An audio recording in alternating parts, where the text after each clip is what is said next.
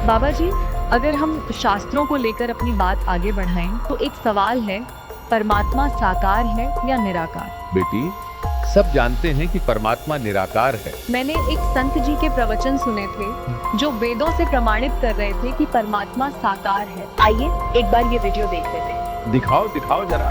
ये संत जी तो सच कह रहे हैं। अब इस लड़की को क्या जवाब दूं? अगर मान लिया तो मेरी पोल खुल जाएगी। आज का सवाल और भी गहरा है। अगर भक्ति से सब कुछ मिलता है तो भक्तों के जीवन में दुख क्यों आते हैं? ये तो मेरे लिए भी बहुत अचंभे वाली बात है। शास्त्रों में सब कुछ विद्यमान है। नमस्कार दर्शकों, पिछले एपिसोड में हमने जाना कि परमात्मा साकार है या निराकार। आज का सवाल और भी गहरा है। अगर भक्ति से सब कुछ मिलता है तो भक्तों के जीवन में दुख क्यों आते हैं? महाराज जी, मेरा सवाल है, हम सब इतनी भक्ति करते हैं, मंदिर, मस्जिद, गुरुद्वारे सब जगह जाते हैं, फिर भी सुख क्यों नहीं मिलता? इंसान हर दिशा में दौड़ रहा है लेकिन शांति फिर भी नहीं मिलती, ऐसा क्यों? बेटा, इसका कारण है प्रारब्ध के कर्म। जो प्रारब्ध में लिखा है वही मिलेगा, उसे कोई मिटा नहीं सकता। भक्ति करो, उससे आगे मदद मिलेगी, लेकिन प्रारब्ध तो भुगतना ही पड़ेगा। बाबा जी, ये तो वही बात हो गई कि किसी के पैर में कांटा अभी लगा हुआ है और उसे कह दिया जाए जूता पहन लो, आगे नहीं लगेगा। पर जो अभी लगा हुआ कांटा है वही तो उसकी चाल रोक रहा है। अगर वो कांटा निकलेगा ही नहीं तो वो चलेगा कैसे? और उस जूते का क्या फायदा होगा? बेटी, मैंने तुम्हें सत्य बताया है। आज तक बड़े बड़े साधु और महंत भी यही मानते आए हैं कि प्रारब्ध कर्म नहीं मिटते। बेटी, अगर पाप सच में नाश होते तो महर्षि दयानंद सरस्वती जैसे महान ऋषि भी इस बात का उल्लेख करते। महर्षि जी का भी यही मानना है कि पाप नाश नहीं होते, यानी प्रारब्ध के कर्म भोग कर ही समाप्त हो सकते हैं। बाबा जी, अगर हमारे पवित्र सदग्रंथ कुछ बताते हैं और कोई महर्षि अपने अनुभव के अनुसार कुछ और, तो हमें किसकी माननी चाहिए, हमारे सदग्रंथ या उस महर्षि की? बेटा, हमें अपने पवित्र ग्रंथों के अनुसार ही चलना चाहिए, न कि किसी के व्यक्तिगत अनुभव के अनुसार। मतलब कि उस महर्षि का अपना अनुभव कोई मायने नहीं रखता अगर वो सदग्रंथों के विपरीत है तो? हाँ बेटी, उस अनुभव का हम क्या करेंगे? वो अनुभव हमें वो मोक्ष नहीं दिला सकता जो शास्त्रों में विद्यमान है। अगर मोक्ष हमें शास्त्रों के अनुसार चाहिए तो सत्य भक्ति भी शास्त्रों के अनुसार ही करनी पड़ेगी। मैंने संत रामपाल जी महाराज के सत्संग में सुना है कि पूर्ण परमात्मा प्रारब्ध के कर्मों का नाश कर देता है, और ये बात वे सिर्फ कहते नहीं, प्रमाणित करके दिखाते हैं शास्त्रों से भी और वास्तविक घटनाओं से भी। क्या आप देखना चाहेंगे कि वास्तव में शास्त्रों में क्या लिखा है? हाँ बेटी, दिखाओ दिखाओ, ऐसा कहाँ लिखा है? जी बाबा जी, चलिए फिर देखते हैं पूर्ण प्रमाणों के साथ। रमता राम जपो रे प्राणी, अब तो सुन ले राम कहानी। यह सत्यार प्रकाश, यह महर्षि दयानंद। अब इनकी इस पोज ने देख कर आदमी ने सोचा भाई कति ये तो भगवान से मिल रहे थे। इन्हें कह का बेरा नहीं था, ये सिर्फ बनावटी थे। ऊपर डूंडा साध का भीतर रखा खो हुए थे इनमें। ये है सत्यार्थ प्रकाश। और इसमें ये कहते हैं, इसमें लिखा कि वेद आदि विविध सत शास्त्र प्रमाण ही संवित श्रीमत परमहंस परिव्राजक आचार्य महर्षि दयानंद सरस्वती स्वामी विरचित है। इसके बारे में सत्यार्थ प्रकाश के बारे में लिखा है कि वेदों आदि सदग्रंथों के आधार से इसकी रचना की है।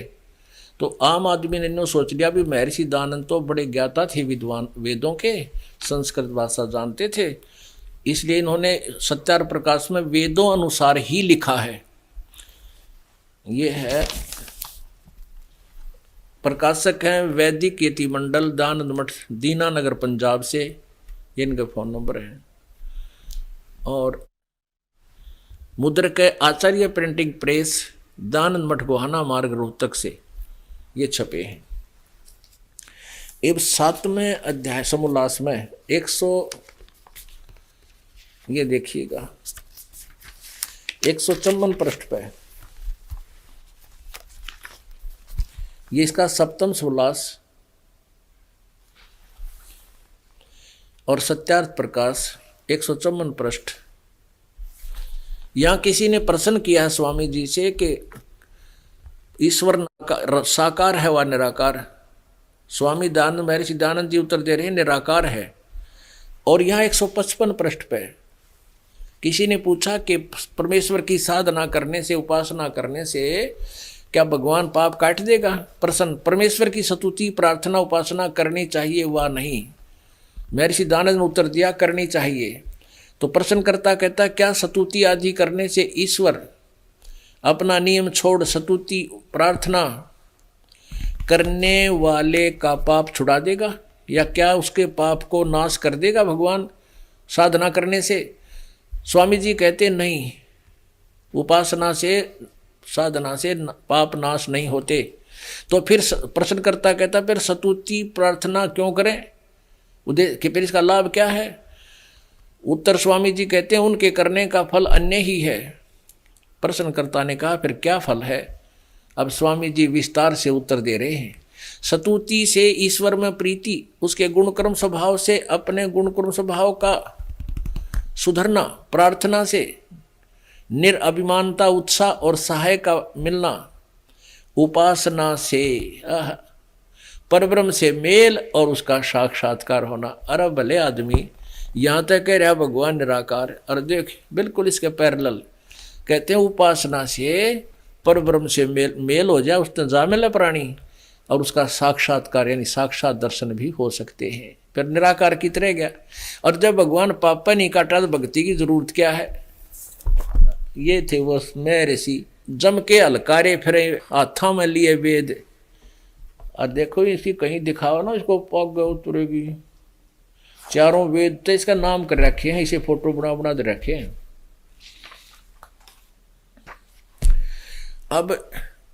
अब वेद जैसे पुण्यात्मा कोई वेद की फीत ला रहा है, बोर्ड लगा रखा है वेद का, और उसे कोई पूछता है कि वैद्य जी कि रोगी को दवाई खानी चाहिए कि नहीं? वो कहता खानी चाहिए। तो क्या औषधि खाने से रोगी का रोग कट जाएगा? और वो उत्तर दे वैद्य जी कि नहीं, रोग तो नहीं कटेगा। फिर औषधि खावे किस लिए? प्रश्न तो ठीक करेगा प्रश्न करता। और उत्तर मिले कि औषधि के खाने से और लाभ है, पहलवान हो जाएगा। अरे मरण लाग रहा है, टीबी बीमारी हो रही है, नहीं होगा पहलवान हो जाएगा। तो ऐसी उल्लेख है इन नकली ऋषि ये काल के दूतों के, ये यम के हलकारे थे, ये काल के हलकारे थे। ये केवल संस्कृत भाषा जाने थे, वेद संस्कृत में लिखे हुए थे। हमने न्यो सोच लिया हमारे पूर्वजों ने कि ये संस्कृत पढ़ रहे हैं, इन वेदों को ठीक जाना होगा। अब परमात्मा ने 600 साल पहले ये कहा था, जब ही सतनाम हृदय दरो भयो पाप को नाश, और मानो चिनगारी अग्नि की वह पड़े पुराने घास, आग ला दे। इस तरह भगवान का सच्चा नाम तुम्हारे असंख्य जन्मों के पापों को ऐसे फूंक देगा जैसे सूखे घास को एक माचिस की तिल्ली फूंक डालती है। और यही वेद बताते हैं। अब किसी ने कोई साबुन विक्रेता का बोर्ड लगा रखा हो और पैक करके बढ़िया पैकेट धरे हो साबुन के, और उसे कोई पूछे क्या साबुन कपड़े का मैल छुड़वा देगा? और वो उत्तर देवे नहीं, कपड़े का मैल साबुन नहीं छुड़वाता। तो क्या करता है फिर? लाभ क्या साबुन लगाने का? उत्तर मिले कि कपड़े को मजबूत बना देगा। तो वो किस हाथ तो साबुन ले रहा होगा? क्या उसने साबुन जिंदगी में प्रयोग किया है? कभी देखा है? स्वप्न में भी नहीं देखा। तो ऐसी व्याख्या थी इस महर्षि की जिसने भगवान का और ज्ञान के आसपास भी नहीं था। ये अंडरस्टूड है, ये दोनों एग्जाम्पल आपको, कि जो वैद होगा वो ये भाषा बोलेगा कि औषधि से रोग नहीं कटे। क्या ये विद्वान होता, वेदों को ज्ञान होता, क्या ये कह देता कि परमात्मा पाप नहीं नाश करता? और वेद कहते हैं घोर पाप को नाश कर दे भगवान। अब देखो यजुर्वेद, और खुद अनुवाद कर रहा है क्योंकि भांग पियारता इसलिए पता नहीं, तो सत्यार्थ प्रकाश में के लिखा है, यहाँ के लिख रखा है। ये यजुर्वेद है, ये इसी का अनुवाद है पूरा।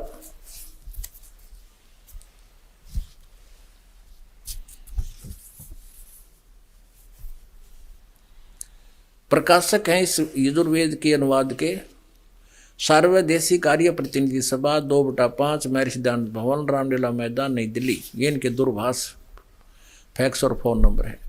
संपूर्ण 40 अध्याय महर्षि दयानंद सरस्वती कृत अनुवाद इनका किया गया है। मुद्रक हैं Prince offset printers, 1510 Pataudi house, Daryaganj, नई दिल्ली। इसके 8वें अध्याय का 13वां श्लोक, 8वां अध्याय 241 पृष्ठ पे, ये 13वां मंत्र है। इसमें लिखा है देव कर्तस्य एन से एव जनमसी, मनुष्य कर्तस्य है एन से एव जनमसी, पितृ कर्तस्य है एन से एव जनमसी, आत्म कर्तस्य एन से एव जनमसी, एन से ओहो एन से एव जनमसी। अब आगे दिखाते हैं आपको, इसका अनुवाद इन्होंने 242 पृष्ठ पे किया है। हे सबके उपकार करने वाले मित्र आप, अब दे स्वामी जी ने यहाँ और उलझा दिया। हे सबके उपकार करने वाले मित्र आप, यहाँ मित्र शब्द लिख दिया, परमेश्वर लिखना था।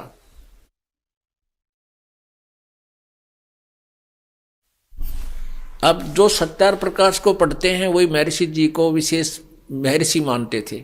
अब उन्होंने वेदों को कभी पढ़ा, कभी सौभाग्य से उठाया तो उसमें लिखा मिल गया कि मित्र, तो उन्होंने सोचा कोई मित्र के बारे में लिख रखा, भगवान के विषय में नहीं।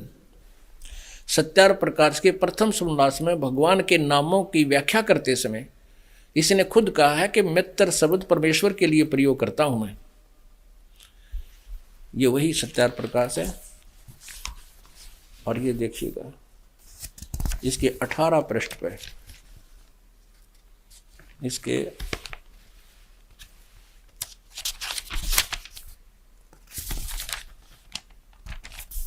18 पृष्ठ पे, ये प्रथम समोल्लास है। इसके 18 पृष्ठ पे ये देखिएगा, जो सबसे स्नेह करे, सबको प्रीति करने योग्य है, वह परमेश्वर सबका सच्चा मित्र है। इससे परमेश्वर का नाम मित्र है। दास ने फिर ये भी लिखा कि वो सत्यार प्रकाश में स्वयं मित्र को परमात्मा का नाम मानते हैं। तो यहाँ परमेश्वर शब्द पढ़ेंगे हम यजुर्वेद में। अब हम यहाँ यजुर्वेद में, अब ये यजुर्वेद है, इस यजुर्वेद के 8वें अध्याय के, ये यजुर्वेद है 8वें अध्याय का 13वां श्लोक है, हम पढ़ रहे हैं। हे सबके उपकार करने वाले मित्र, यानी परमेश्वर आप, दान देने वाले के, एनस्य माने अपराध के यानी पाप के, अब एनस्य माने अपराध कहो चाहे पाप कहो, अवैध जन्म माने विनाश करने वाले हो, अवैध जन्म विनाश करने वाले हो। इन एनस्य माने पाप के। यहाँ देखो, सबके उपकार हे सबके उपकार करने वाले मित्र आप, दान देने वाले के, अपराध के विनाश करने वाले हो, असी माने हो, मनुष्य कर्तस्य साधारण मनुष्यों के किए हुए, एनस्य माने अपराध यानी पाप के, अवैध जन्म माने विनाश करने वाले हो, और पितृ कर्तस्य पिता के किए हुए, एनस्य माने पाप के विरोधाचरण, पाप के अपराध के, अवैध जन्म माने अच्छे प्रकार हरने वाले हो, नाश करने वाले हो, अपने किए हुए, एनस्य माने पाप के दूर करने वाले हो, नाश करने वाले हो, एनस्य अधर्म के अधर्म यानी घोर पाप के भी आप नाश करने वाले हो। जानता हुआ मैं जो कुछ भी अधर्म आचरण किया करता हुआ करूं, अनजान में दुष्ट जो कुछ भी किया करता हुआ करूं, उस सर्वस्य माने सब के, एनस्य माने पाप के, अपराध के, पाप के, इन दुष्टाचरण लिखा है, अपराध के, अवजन माने दूर करने वाले हो, नाश करने वाले हो, ओह नाश करने वाले हैं। अपने आत्माओं, जब तक इन नकली शेरों की खाल उतार कर नहीं दिखाई जाएगी, जब पता चलेगा ये शेर से एक नकली सांग था। इन महर देखो, संत का, ऋषि और महर ऋषि का ज्ञान से पता चलता है। और कोई ऊपर के डूडे तो ऊपर लोग दिखा जैसे बैठे हैं समाधि लाइन, नो बैठने तो ऋषि में ऋषि नहीं बनते। वही परमात्मा की वाणी, अमृत वाणी, अमर वाणी बता रही है, सच्चिदानंद घन की वाणी। बेटी, ये तो मेरे लिए भी बहुत अचंभे वाली बात है। शास्त्रों में सब कुछ विद्यमान है और संत रामपाल जी महाराज जो बता रहे हैं उसका उल्लेख शास्त्रों में मिलता है। अक्सर लोग प्रमाण सामने आने पर भी झगड़े पर उतर आते हैं, लेकिन आपने खुले मन से सत्य को माना। ये वाकई प्रशंसनीय है। बेटी, दूध में पड़ी मक्खी निगली नहीं जा सकती, पर अनजाने में जरूर निगल ली जाती है। अगर संत जी हमारे ही शास्त्र हमें दिखा रहे हैं तो हम क्यों न माने? सत्य तो सत्य होता है। दर्शकों, आज की चर्चा तो पूरी हुई, लेकिन सच का सिलसिला जारी रहेगा। शास्त्रों के गूढ़ रहस्य जानने के लिए बने रहिए ऐसे ट्रू टॉक के साथ। सत साहिब जी।